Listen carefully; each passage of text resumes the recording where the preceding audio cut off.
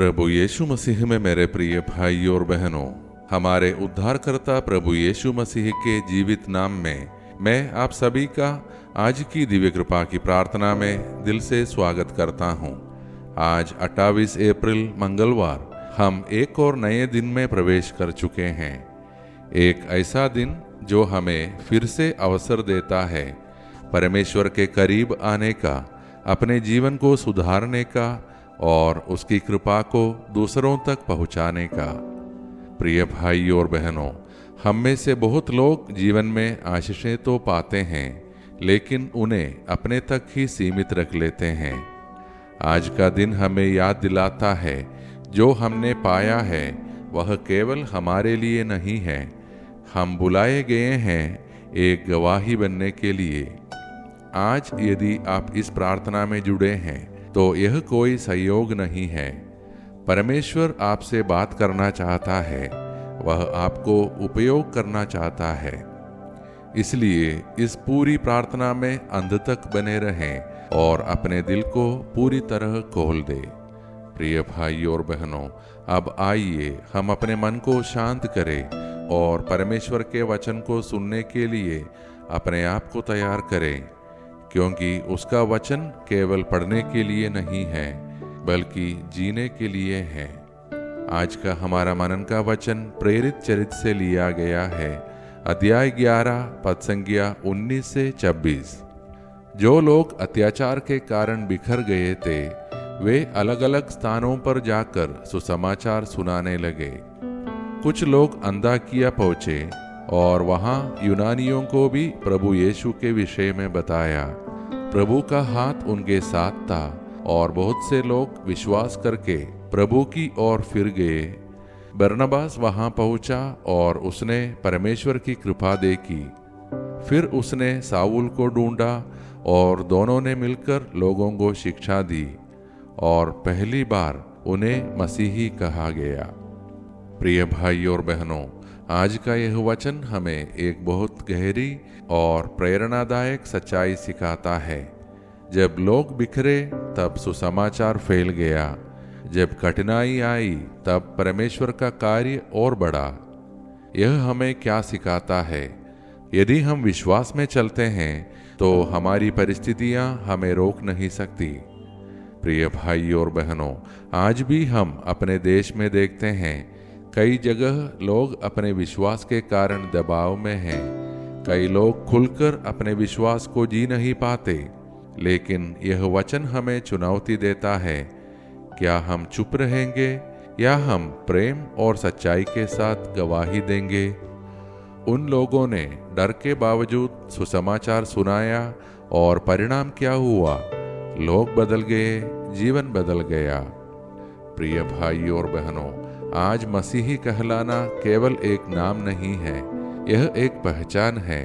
यह एक जिम्मेदारी है कि हमारा जीवन ऐसा हो कि लोग हमारे अंदर मसीह को देखें। ईस्टर का जीवन यही है, जो हमने पाया है उसे बांटना, जो हमने अनुभव किया है उसे दूसरों के साथ साझा करना। प्रिय भाई और बहनों, आज आइए हम अपने दिलों को प्रभु के सामने रखें। जहां हम डरते हैं, जहां हम गवाही देने से हिचकते हैं, जहां हम अपनी आशीषों को छुपा लेते हैं, आइए हम प्रभु से कहें, हे प्रभु मुझे उपयोग कर, और साथ मिलकर प्रभु से प्रार्थना करें। हे सर्वशक्तिमान परमेश्वर, आज हम तेरे सामने धन्यवाद के साथ आते हैं इस नए दिन के लिए और हमारे जीवन के लिए। हे प्रभु, हम तेरा धन्यवाद करते हैं उन सभी आशीषों के लिए जो तूने हमें दी हैं। हे प्रभु, हमें यह अनुग्रह दे कि हम तेरी कृपा को केवल अपने तक न रखें बल्कि उसे दूसरों तक पहुँचाएं। हमें ऐसा साहस दे कि हम अपने जीवन से गवाही दे सकें। जहाँ हम डरते हैं हमें निर्भीक बना, जहाँ हम चुप रहते हैं हमें बोलने का साहस दे। हे प्रभु, हम उन सभी लोगों के लिए प्रार्थना करते हैं जो अपने विश्वास के कारण कठिनाइयों और विरोध का सामना कर रहे हैं। उन्हें शक्ति दे, उन्हें सुरक्षा दे, उन्हें अडिग विश्वास दे। हे प्रभु, हमारे देश में शांति स्थापित कर और हर दिल में प्रेम भर दे। हे प्रभु, हमें ऐसा हृदय दे जो भेदभाव ना करें, बल्कि सबको तेरे प्रेम से देखे। हे प्रभु, हम अपने परिवारों को तेरे हाथों में सौंपते हैं। हर घर को अपने प्रेम, शांति और आनंद से भर दे। हमें एक दूसरे के साथ समझ और धैर्य में रहने की कृपा दे। हे प्रभु, आज हम विशेष रूप से अपने बच्चों के लिए प्रार्थना करते हैं। हे प्रभु, हमारे बच्चों को अपने पवित्र हाथों में सुरक्षित रख। उनके हर कदम की रक्षा कर। जब वे घर से बाहर जाएं तो उनके साथ चल। जब वे पढ़ाई करें उन्हें ज्ञान, समझ और एकाग्रता दे। हे प्रभु, उन्हें हर बुराई, हर गलत संगति और हर प्रलोभन से बचा। उनके दिल को शुद्ध कर, उनके विचारों को पवित्र कर। हे प्रभु, जो बच्चे डर में हैं उन्हें साहस दे। जो बच्चे निराश हैं उन्हें आशा दे। जो बच्चे भटक गए हैं उन्हें वापस सही मार्ग पर ला। हे प्रभु, हर बच्चे को अपने उद्देश्य के अनुसार उपयोग कर और उनके जीवन को आशीष का माध्यम बना। हे प्रभु, हम उन माता पिताओं के लिए प्रार्थना करते हैं जो अपने बच्चों के भविष्य को लेकर चिंतित है। उनके दिल को शांति दे और उन्हें विश्वास दे। हे प्रभु, हम उन सभी के लिए प्रार्थना करते हैं जो आज जन्मदिन या विवाह की सालगिरह मना रहे हैं। उनके जीवन को अपनी कृपा से भर दे। हे प्रभु, हम उन लोगों के लिए प्रार्थना करते हैं जो दुख, पीड़ा और संघर्ष में हैं। उन्हें अपनी सांत्वना दे। हे प्रभु, हम बीमारों के लिए प्रार्थना करते हैं। जो शरीर से बीमार है उन्हें चंगा कर। जो मन से परेशान है उन्हें शांति दे। जो आत्मा से थके हुए हैं उन्हें नई शक्ति दे। हे प्रभु, हमें हर दुर्घटना, हर बीमारी और हर बुराई से बचा और हमें अचानक और असामयी मृत्यु से सुरक्षित रख।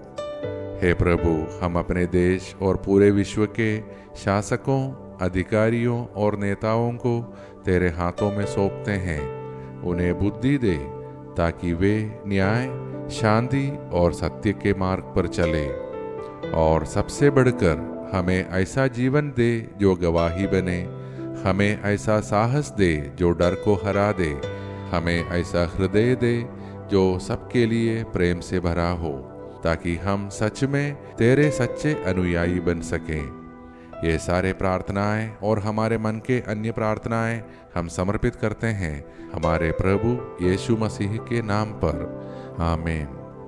मेरे प्रिय भाइयों और बहनों, आज हम यह याद रखें, मसीही कहलाना केवल एक नाम नहीं है, यह एक जीवन है।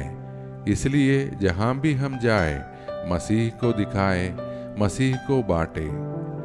यदि आज की यह मनन और प्रार्थना आपके हृदय को छू गई हो तो कृपया इसे अपने परिवार व मित्रों के साथ साझा करें, ताकि वे लोग भी इस कृपा को अपने जीवन में अनुभव कर सकें। हम सब कल की दिव्य कृपा की प्रार्थना में फिर एक साथ मिलेंगे। तब तक हमारा प्रभु परमेश्वर हमारी रक्षा करे और हमें अपने प्रेम और शांति में बनाए रखे। धन्यवाद के साथ स्तुति गाऊंगा, हे यीशु मेरे खुदा, उपकार तेरे हैं बेशुमार, कोटि कोटि स्तुति धन्यवाद, कोटि कोटि स्तुति धन्यवाद, कोटि कोटि स्तुति